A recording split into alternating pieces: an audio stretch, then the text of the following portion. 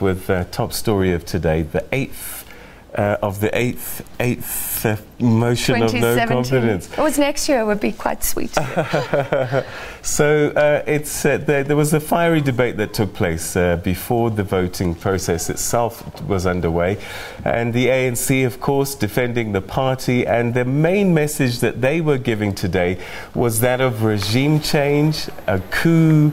And that was the argument that they put forward. And the opposition parties were attacking the person of the president more than anything else, saying that it's not against the ANC, it's not against the ruling party, but this vote is about removing someone that they believe to be corrupt and somebody that is not fit to be in office. And so they tried to convince ANC MPs that are there, because at the end of it all, those are the ones that can swing this vote one way or the other.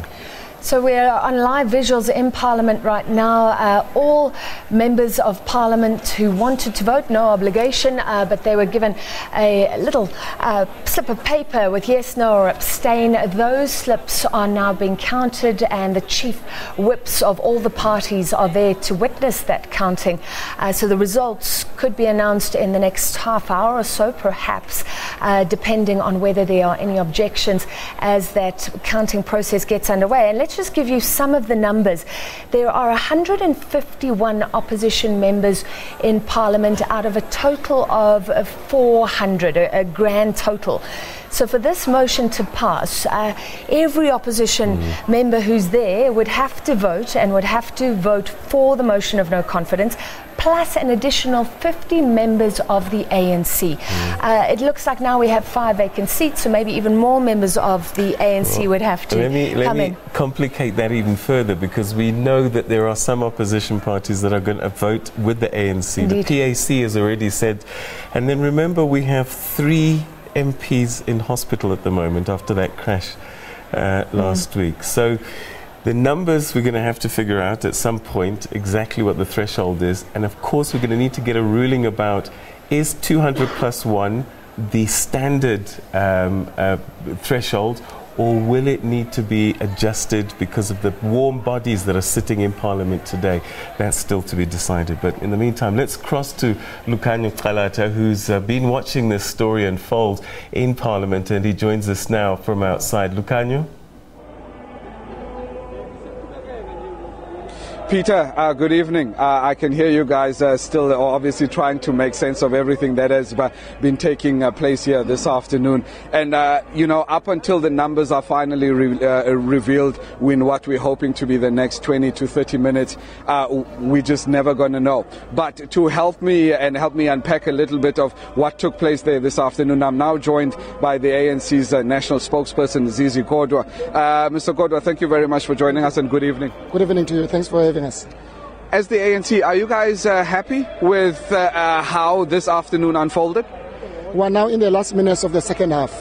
What is clear to us is that the motion will be defeated, as we have said earlier, that we don't understand the excitement, the anxiety around this motion because of its frivolity, so vexatious that it could make such a hype, excitement and occupy propaganda.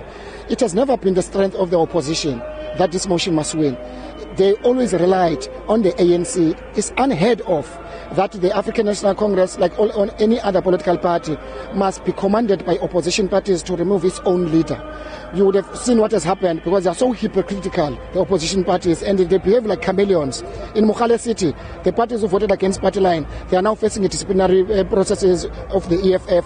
Here in Cape Town, in a sub-council called Kraaifontein, the DA members of council who voted against DA, they have now facing expulsion from the party. So you are dealing with chameleons who are unprincipled. They expect the ANC to self-destruct, to destroy itself. We are quite happy that even a number of MPs from opposition who were unhappy about their own parties have decided that they will also vote with the African National Congress. Whilst they were making noise, talking about ANC MPs or talking to ANC MPs, we are equally talking to opposition party MPs, whom the results will show that there are some who voted with us. Okay, so as far as the ANC is concerned, this is a moot point, but it had to happen. What happens from here on out? Because obviously the opposition parties, as you've heard them, were very critical, and they're likely to continue to use that you know, a vote for Zuma, a vote for the ANC is a vote for corruption. How does the ANC counter that?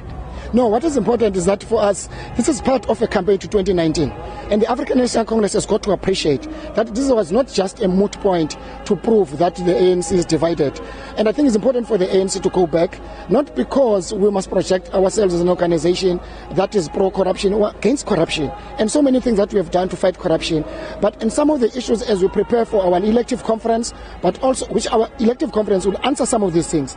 But secondly, in terms of leadership, but secondly, we must prepare the image and integrity of our organization going forward to 2019. Overwhelmingly, the ANC still enjoys the majority of support of people of South Africa, but there are a number of things that the ANC must look into itself, that a number of people are unhappy whilst they love the African National Congress. Some of those people that are unhappy are ANC MPs themselves. What happens now to Dr. Makhosi Khoza, to Mondli Gungubele, people who've come out outrightly and said, look, they will vote along their conscience and likely to vote against this motion? I think it would be unfair, taking into account the fact that it was a secret ballot, that if they decided to vote whatever, nobody knows. So we can't assume, therefore, that they voted against the motion, except the fact that they did make a public pronouncement. But the ANC will come out victoriously, including we thank those MPs who voted from the opposition, who voted with the ANC. All right. Zizi Kodwa, thank you very much. Thank you for joining us.